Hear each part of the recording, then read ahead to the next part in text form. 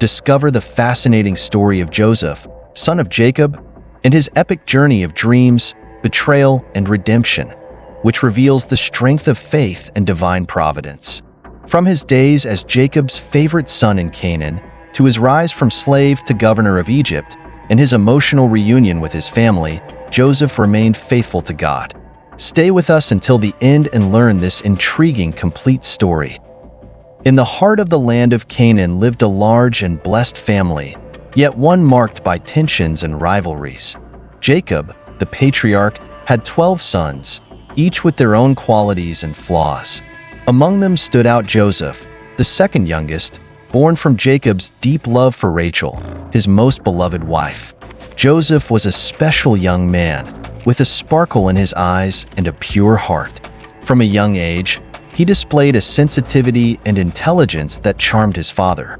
Jacob, knowing the hardships and betrayals he had faced in his own life, saw in Joseph a promise of redemption and hope for his family's future.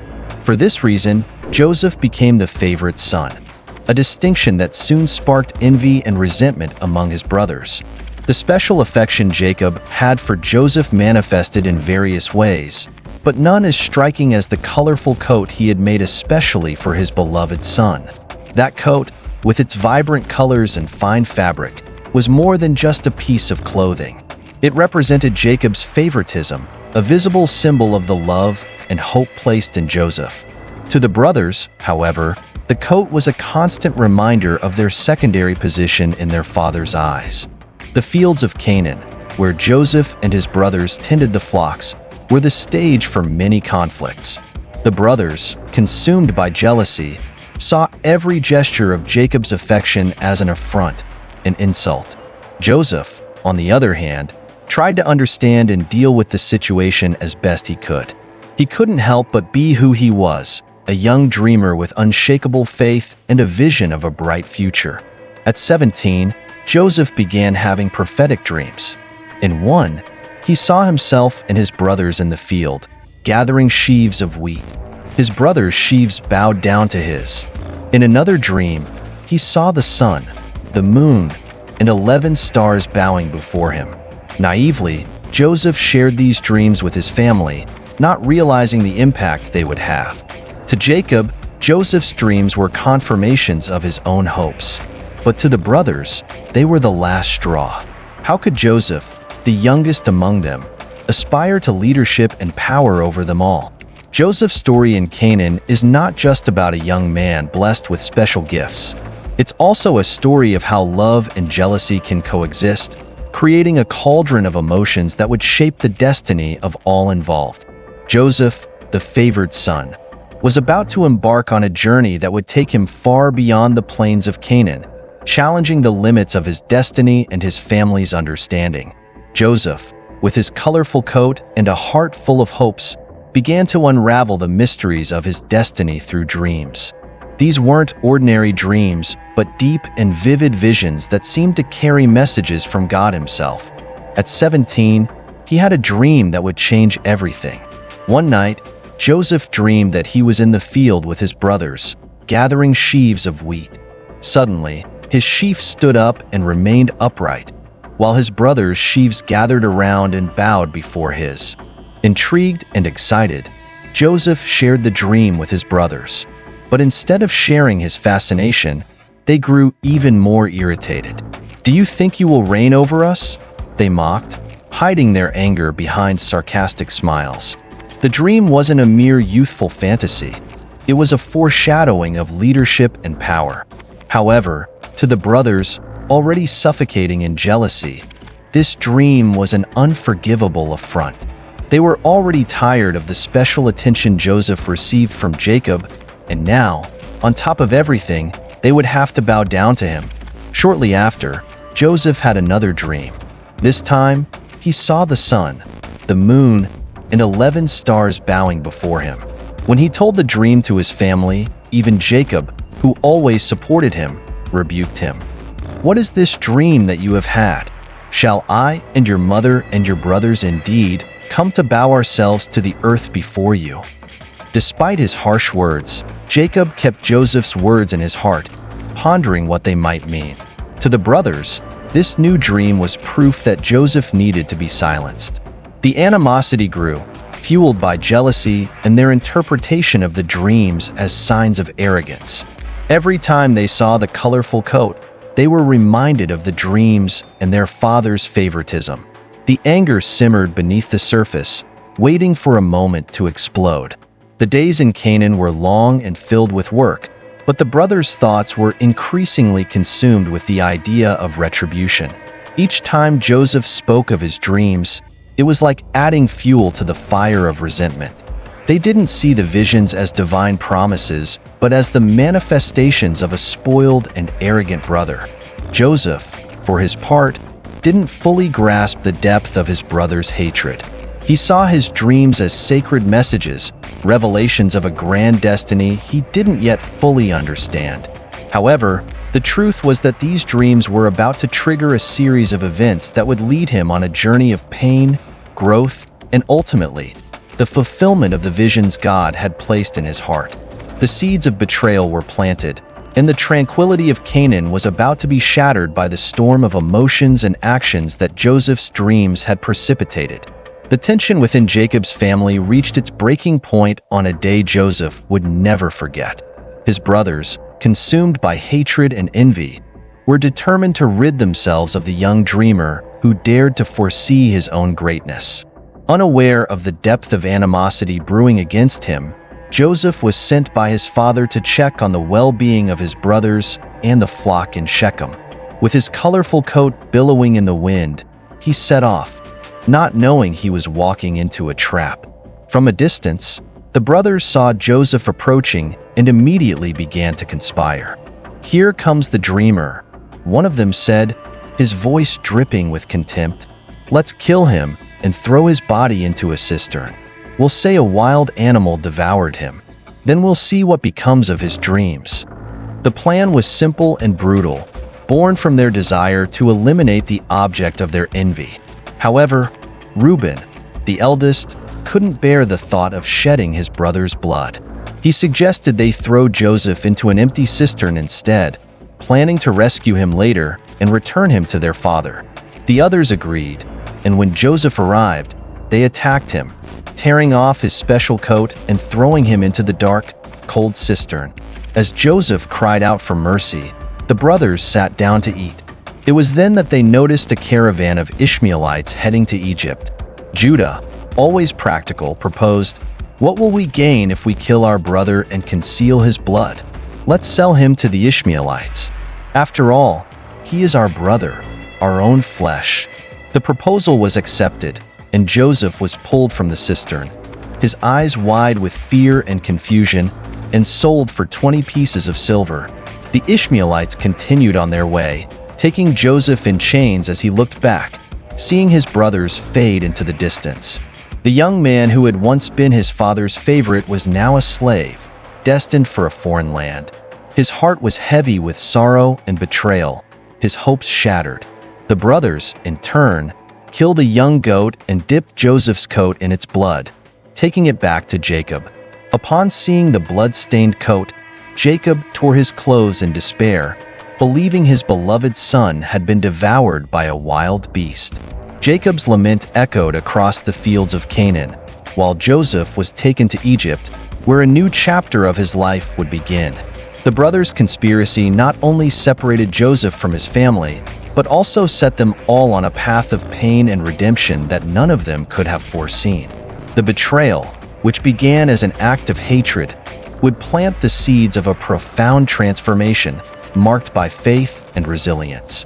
The sale of Joseph to the Ishmaelites marked the beginning of a dark and uncertain journey. Bound and led by the caravan, Joseph, who once walked freely across the fields of Canaan, now traveled an unknown path. The desert seemed endless, each step a reminder of his betrayal and loss. The scorching heat and cold nights were only a prelude to what lay ahead. Hope seemed distant, a mirage on the arid horizon. The Ishmaelites, hardened traders accustomed to life on the road, paid little attention to the young man they carried. To them, Joseph was just another piece of merchandise, a source of profit. However, within Joseph, the flame of faith still burned.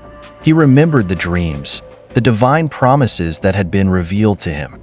It was this faith that kept him going, that gave strength to each weary step. Finally, after a long and exhausting journey, the caravan arrived in Egypt, a vibrant and lively land, in stark contrast to the monotony of the desert. The streets were filled with people, merchants and slaves, a mosaic of cultures and sounds that both fascinated and frightened Joseph. The grand buildings and the imposing palaces were visions of a world he had never imagined. In the slave market, Joseph was displayed like a piece of meat, his worth and skills discussed as if he weren't there. It was in this setting that Potiphar, a high-ranking officer of Pharaoh, spotted Joseph. There was something about the young Hebrew that caught his attention, perhaps his dignified posture, or maybe the eyes that, despite everything, still shone with hope.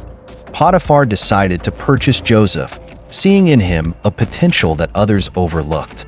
Brought to Potiphar's house, Joseph began his new life.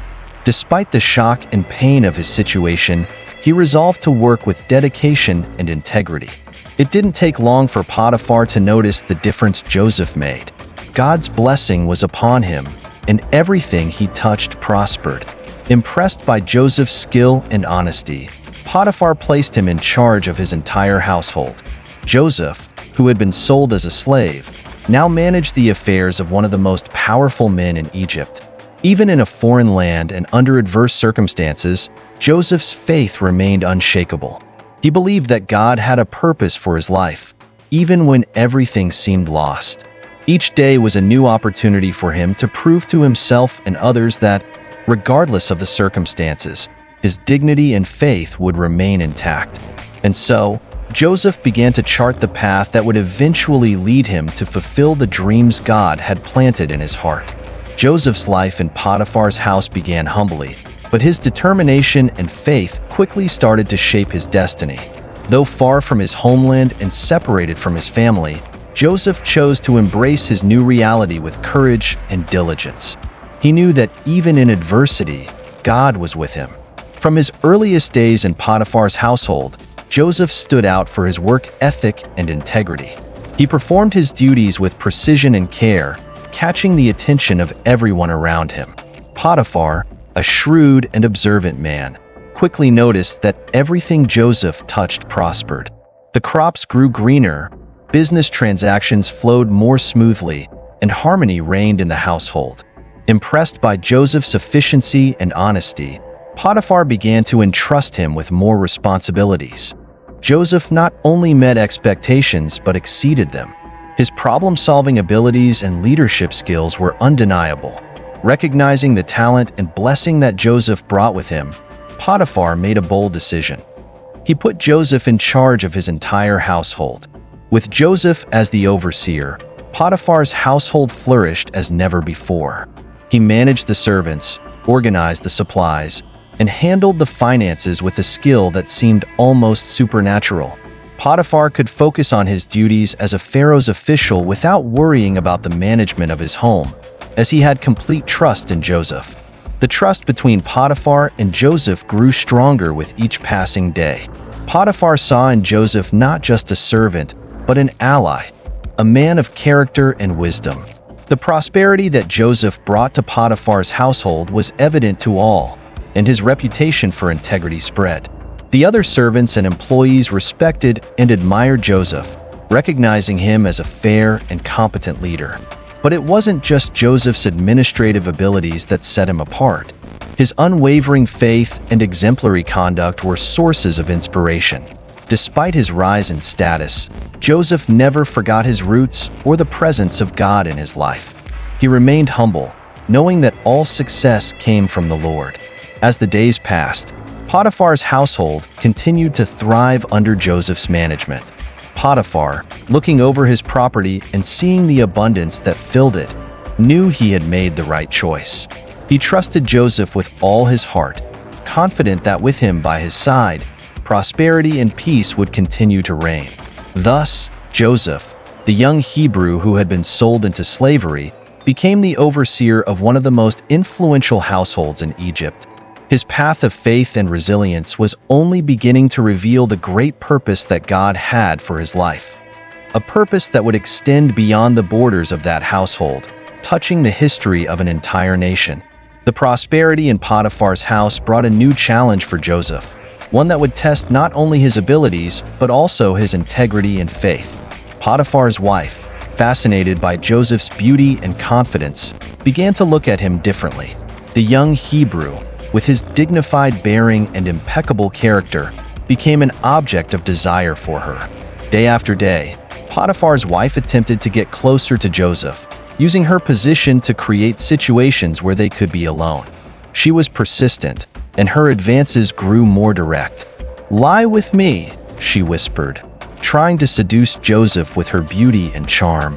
But Joseph, faithful to God and loyal to his master, consistently refused.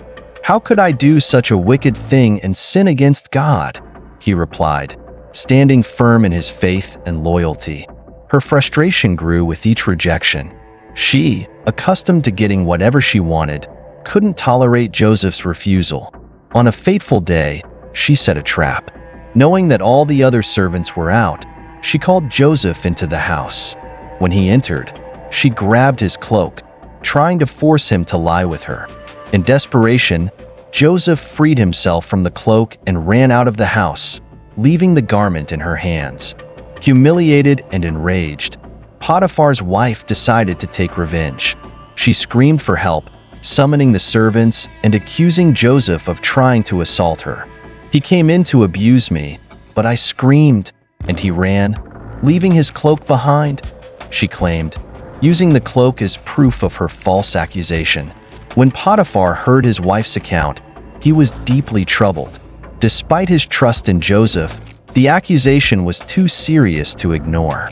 Without a fair trial, Joseph was taken and thrown into prison, unjustly accused of a crime he did not commit. Yet even in the darkness of the cell, God's presence never left Joseph.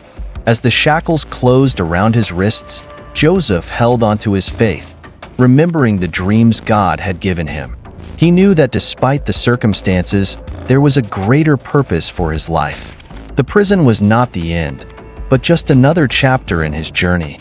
Joseph's integrity and faith remained intact, even when everything seemed lost.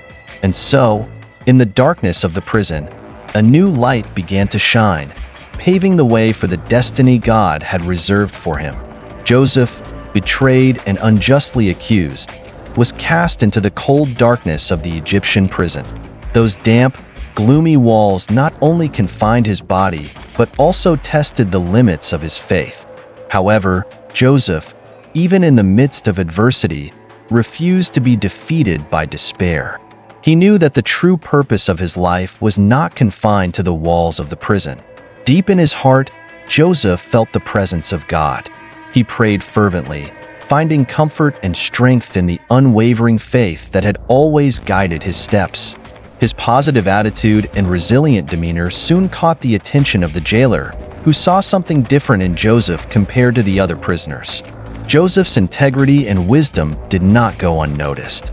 Over time, the jailer, impressed by Joseph's confidence and administrative abilities, began to delegate responsibilities to him. Joseph was put in charge of the other prisoners, managing daily tasks and maintaining order in the prison. He carried out his duties with the same diligence and care that he had demonstrated in Potiphar's house. Even in captivity, Joseph became a figure of leadership and hope. The prison was a place of pain and regret for many, but Joseph transformed that environment with his presence. He offered words of encouragement and comfort, helping his fellow inmates find a measure of peace amid the chaos. His faith was a beacon, illuminating the darkness that surrounded the lives of so many there. During this time, Joseph met two special prisoners, Pharaoh's cupbearer and baker, who had fallen out of favor and were awaiting their fate. One night, both had disturbing dreams, and recognizing Joseph's wisdom, they sought his help in interpreting them. With God's guidance, Joseph accurately revealed the meanings of their dreams. For the cupbearer, he predicted a return to his position, while for the baker, he foresaw imminent execution. Joseph's interpretations came true exactly as he had said. The cupbearer was restored to his position beside Pharaoh, while the baker was executed. Joseph asked the cupbearer to remember him and mention his situation to Pharaoh, hoping to gain his freedom. However, once free, the cupbearer forgot about Joseph, leaving him in prison for a longer time. Despite the disappointment, Joseph did not allow bitterness to take root in his heart. He continued to trust in God, believing that each challenge was part of the divine plan. Joseph's faith remained unshakable, and his integrity shone brightly, even in the darkest moments. He knew that his journey was far from over and that God, in his perfect timing, would fulfill the dreams he had once revealed to him. In the silent gloom of the Egyptian prison, Joseph kept the flame of his faith alive. He had earned the respect of both the guards and the prisoners, becoming a beacon of hope amid the darkness. Among the incarcerated were two prominent men, Pharaoh's cupbearer and baker, both fallen from grace and awaiting the verdict of their fates. One night, a sense of unease settled over the prison. Both the cupbearer and the baker had strange and troubling dreams that they couldn't understand. By morning, their faces were marked with anguish and confusion. Joseph, ever attuned to the suffering of others, noticed the distress of the two men and approached them with compassion. "Why do you look so sad today?" Joseph asked, his voice filled with empathy. The men, relieved that someone cared about their concerns, shared their dreams. The cupbearer spoke first. "I dreamed that there was a vine in front of me with 3 branches. It budded, blossomed, and produced clusters of ripe grapes. I was holding Pharaoh's cup, and I squeezed the grapes into it, then placed the cup in Pharaoh's hand." Joseph, feeling God's guidance, interpreted the dream. "The 3 branches are 3 days. Within 3 days, Pharaoh will restore you to your position, and you will once again place the cup in his hand, just as you used to do." The cupbearer, relieved and hopeful, thanked Joseph. Encouraged by the positive interpretation, the baker then shared his dream. "I had 3 baskets of white bread on my head. In the top basket were all kinds of baked goods for Pharaoh, but the birds were eating them out of the basket on my head." With a heavy heart, Joseph revealed the interpretation. "The 3 baskets are 3 days. Within 3 days, Pharaoh will lift off your head and hang you on a tree, and the birds will eat your flesh." Despite the grim prediction, the baker appreciated Joseph's honesty. The next days passed slowly, each moment thick with anticipation. On the 3rd day, which was Pharaoh's birthday, Joseph's interpretations came true. The cupbearer was restored to his position, just as Joseph had said, and the baker was executed, his body left for the birds. Before the cupbearer was released, Joseph pleaded with him, "Remember me when it is well with you. Please mention me to Pharaoh and get me out of this prison." But in the joy of his restoration, the cupbearer forgot about Joseph, leaving him in prison, his hope once again deferred. Despite the disappointment, Joseph did not lose faith. He knew that his interpretations had come from God, and he trusted that, in due time, the Lord would fulfill the plans he had for him. In the darkness of his cell, Joseph continued to dream, waiting for the moment when his visions would become reality and he would finally be freed to fulfill his destiny. On a hot night in the palace of Egypt, Pharaoh was disturbed by strange and enigmatic dreams.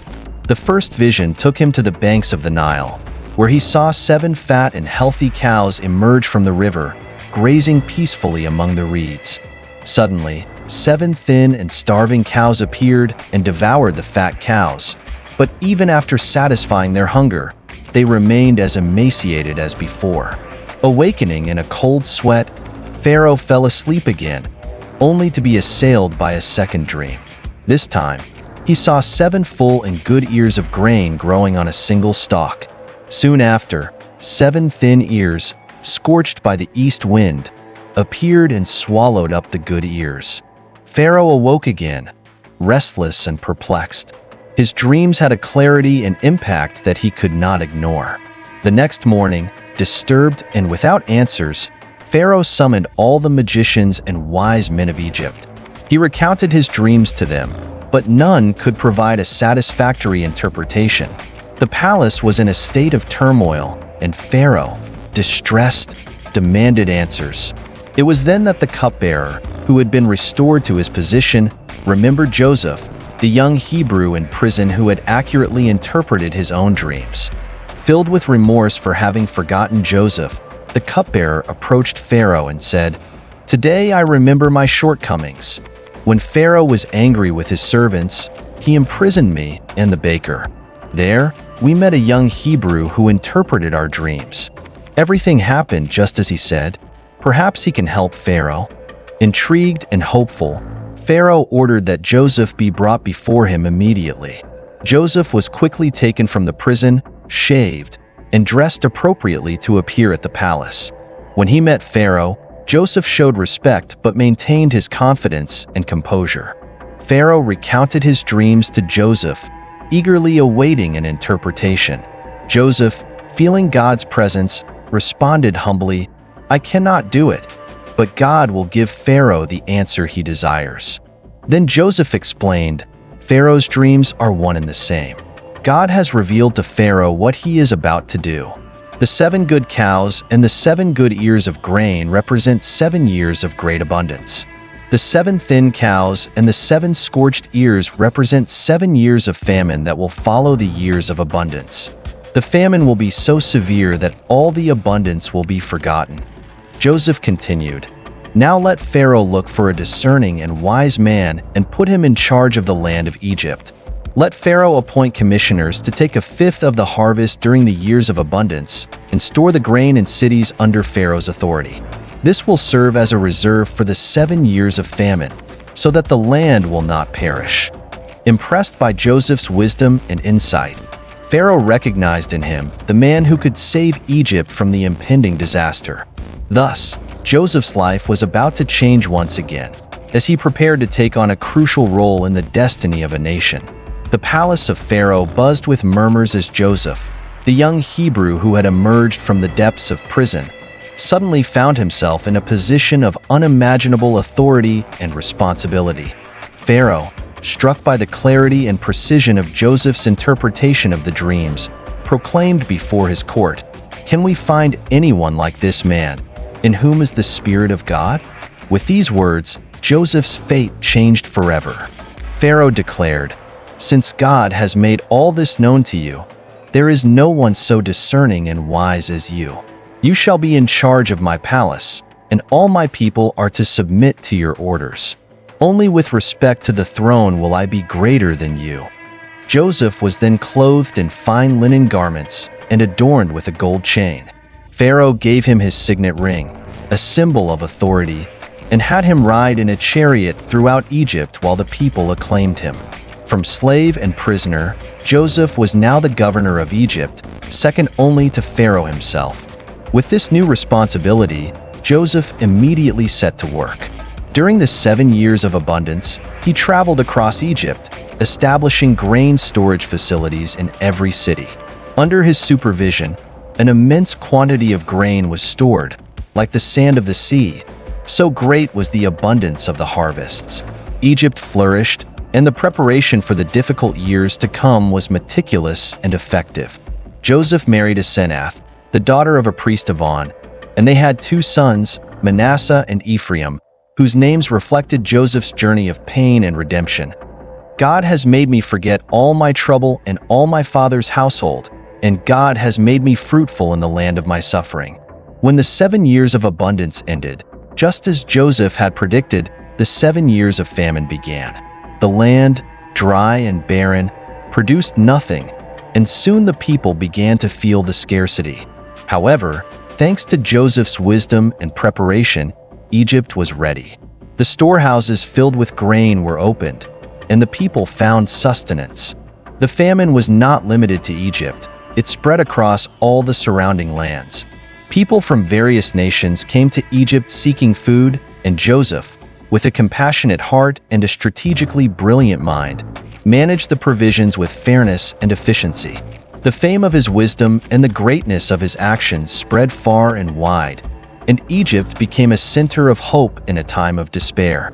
Joseph's work saved countless lives, solidifying his position not only as a capable leader but also as a divine instrument, fulfilling God's purposes. Thus, the years of famine, which could have been catastrophic, became a testament to the power of faith and divine providence, with Joseph at the center of this remarkable transformation. Famine ravaged the lands beyond Egypt's borders, and in Canaan, Jacob and his sons felt the heavy burden of scarcity. They heard rumors that there was an abundance of food in Egypt, thanks to the wise management of a governor whose reputation for prudence and justice reached distant lands. Desperate to sustain his family, Jacob sent his sons to Egypt to buy grain, keeping only the youngest, Benjamin, with him, fearing he might lose him as he had already lost Joseph. The brothers set out for Egypt, a land they had never known, carrying with them the hope of saving their families from hunger. Upon arrival, they went to the official responsible for the distribution of food. Unbeknownst to them, they were about to meet Joseph, the brother they had betrayed and sold into slavery years earlier. Joseph, now clad in the elegant garments of an Egyptian ruler, saw the men enter and immediately recognized them. His heart raced as he saw their familiar faces, but his brothers did not recognize him. Time and Joseph's transformation had blinded them to his true identity. With a mix of emotions, pain, longing, and a burning desire to know if they had changed, Joseph kept his identity a secret. He treated them harshly, accusing them of being spies. The brothers, terrified, protested, "No, my lord, your servants have come to buy food. We are all sons of one man. Your servants are honest men, not spies." Joseph, hiding his pain, persisted in the accusation, wanting to test the truth of their words and their intentions. Desperate, the brothers revealed more about their family. "We are 12 brothers, sons of one man in the land of Canaan.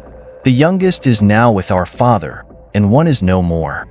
These words struck Joseph like a blow, but he maintained his composure. To test his brothers further, he said, "To prove your honesty, one of you will remain here in prison while the rest go back and bring your youngest brother. Only then will I believe you are telling the truth." The brothers were thrown into an agonizing dilemma, leaving Simeon as a hostage while they returned to Canaan with the grain supply. Joseph, seeing the anguish on their faces, felt a mixture of sadness and relief. He was beginning to see repentance and change in their hearts, but he was not yet ready to reveal himself. Upon their return to Canaan, they explained the situation to Jacob, who was deeply saddened. Reluctant to send Benjamin, the son of his old age, he was finally persuaded by the desperate need and Judah's promise to protect his younger brother. Thus, the brothers set out once again for Egypt, unaware that the journey of redemption and reconciliation was just beginning. Each step brought them closer to a reunion that would change their lives forever, guided by a divine providence that was quietly working amid their trials. Joseph's brothers returned to Egypt with Benjamin, laden with both hope and fear. The famine in Canaan persisted, and they knew their family's survival depended on the success of this mission. Jacob, though reluctant, allowed Benjamin to go with them, trusting in Judah's promise to protect his younger brother. Upon their arrival in Egypt, they were brought before Joseph, who still had not revealed his true identity. Seeing Benjamin, the brother he hadn't seen since childhood, Joseph struggled to contain his emotions. His heart filled with both joy and sorrow, but he knew he needed to test his brothers before revealing himself. Joseph ordered a banquet to be prepared for them. The brothers were surprised and fearful, wondering about the reason for such hospitality. During the meal, Joseph observed their interactions closely, especially how they treated Benjamin. He tested them by giving Benjamin 5 times as much food, but the brothers showed no signs of envy. Joseph began to see signs of change in their hearts. The next morning, Joseph commanded his servants to fill the brothers' sacks with grain and secretly return each man's money, placing a silver cup in Benjamin's sack. At dawn, the brothers departed, relieved that they had secured the necessary food. But soon after, they were intercepted by Joseph's steward, who accused them of theft. "Why have you repaid good with evil? You have stolen my master's silver cup?" Stunned and desperate, the brothers swore their innocence. "If any of us is found with the cup, he will die," and the rest of us will become my lord's slaves." The steward began the search, starting with the eldest and ending with Benjamin, where he found the cup. Horror and sadness overcame the brothers, who tore their clothes in mourning and returned to the city. Back in Joseph's presence, Judah stepped forward and made a desperate plea. He recounted their family's story, revealing their father's suffering and his own promise to protect Benjamin. "Now, if I return without the boy, our father will die of grief. Therefore, I beg you, let me remain as a slave in place of the boy, and let him return with his brothers." This final test revealed to Joseph the genuine transformation in his brothers' hearts. He saw the love, responsibility, and sacrifice they were willing to make. Unable to hold back his emotions, Joseph ordered everyone to leave the room except his brothers. Then, in tears, he revealed himself. "I am Joseph, your brother, the one you sold into Egypt. But do not be distressed or angry with yourselves for selling me, because it was to save lives that God sent me ahead of you." The brothers stood paralyzed with shock and fear, but Joseph comforted them, speaking with tenderness and love. The revelation was not just a moment of reconciliation, but also a powerful testament to the strength of forgiveness and divine providence, which had guided Joseph and his brothers through winding paths to a destiny of redemption and unity. The air was thick with tension and anxiety as Joseph's brothers awaited their fate. They stood in the grand hall of the governor of Egypt, unaware that they were in the presence of the brother they had betrayed years before. Joseph, wrestling with a whirlwind of emotions, finally found the strength to reveal himself. "Have everyone leave my presence," Joseph commanded, his voice trembling with emotion. His servants and guards quickly exited, leaving Joseph alone with his brothers. Tears began to stream down his face as he struggled to control his voice. "I am Joseph. Is my father still alive?" he asked, his emotions overflowing with each word. The brothers stood frozen, their eyes wide with disbelief and fear. Could it be true? Could this powerful man before them truly be Joseph, the brother they had sold into slavery? The shock and guilt overwhelmed them, rendering them speechless. Joseph took a few steps forward, the tears now flowing freely. "It's me, Joseph, your brother, the one you sold into Egypt," he repeated, hoping his words would break through the barrier of disbelief he saw in their eyes. "But do not be distressed or angry with yourselves for selling me here, because it was to save lives that God sent me ahead of you. For 2 years now there has been famine in the land, and for the next 5 years there will be no plowing and reaping. But God sent me ahead of you to preserve for you a remnant on earth, and to save your lives by a great deliverance." As Joseph's words finally sank in, the brothers began to understand. Fear gave way to emotion and regret. Judah, who had offered to stay as a slave in Benjamin's place, fell to his knees, tears streaming down his face. "Joseph, we didn't know." Joseph interrupted him with an embrace, a gesture of forgiveness and love that dissolved years of pain and guilt. "Do not be afraid. It wasn't you who planned all this, but God. He turned what was meant for harm into good. Now, go back home and bring our father here. All of you will live near me. You, your children and grandchildren, your flocks, and everything you have. I will provide for you during the years of famine still to come." The emotion of that moment was overwhelming. The brothers, who had carried the burden of their betrayal for so many years, now found redemption and forgiveness in Joseph's arms. He, who had suffered so much at their hands, was now being used by God to save their lives. The news spread quickly, and soon Pharaoh heard of the reunion. Pleased with the outcome, he ordered the best carts in Egypt to be sent to bring Jacob and the entire family to live in the land of Goshen, a fertile and well-watered region. Thus, the reunion was not just a moment of family reconciliation, but the beginning of a new phase of blessings and prosperity for all of them. Joseph, the betrayed dreamer, was now the savior of his family, demonstrating that divine providence can transform the greatest adversities into miracles of redemption and love. The news of Joseph's revelation traveled swiftly back to Canaan. When the brothers returned home, they brought with them a message Jacob never expected to hear. Joseph is alive. He is the governor of all Egypt. Stunned, Jacob felt his heart race. Could it be true? After so many years of mourning, he hesitated to believe it.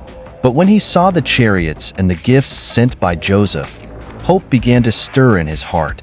"Enough!" exclaimed Jacob. "My son Joseph is still alive. I will go and see him before I die." The caravan of Jacob set out from Canaan for Egypt, a journey laden with emotion and anticipation.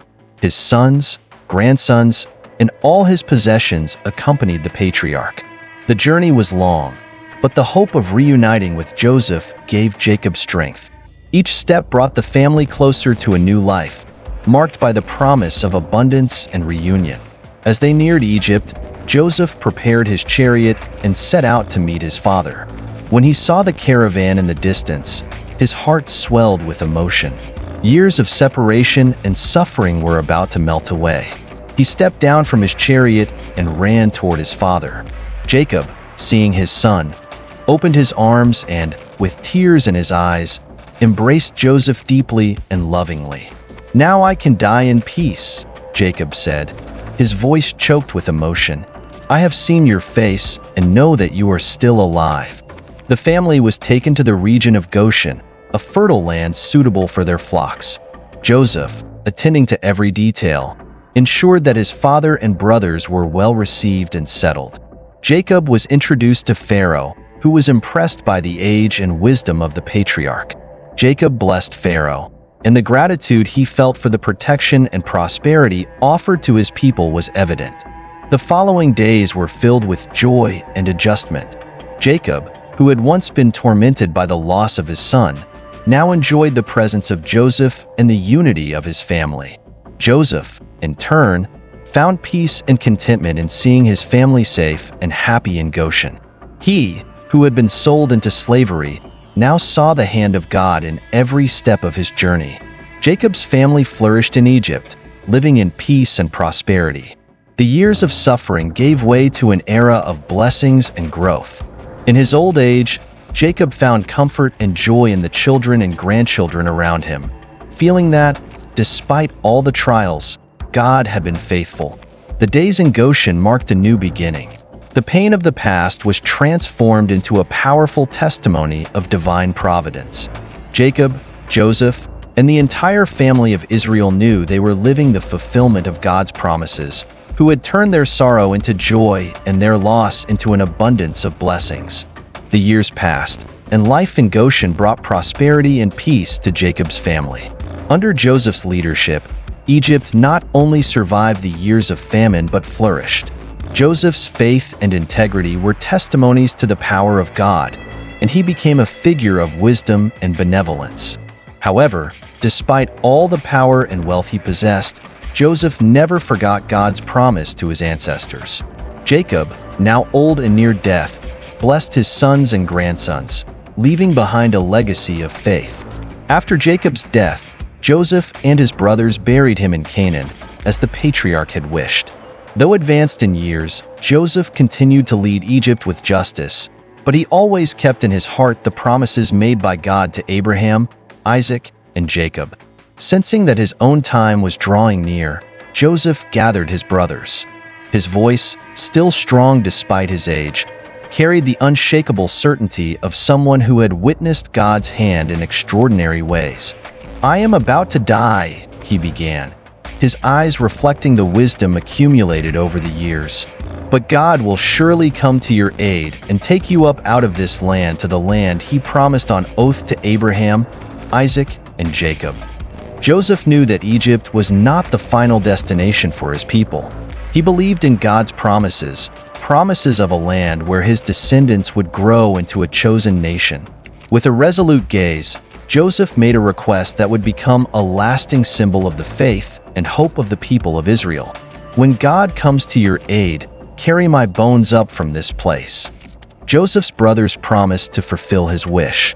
He knew that even in death, his story and his faith would continue to inspire generations.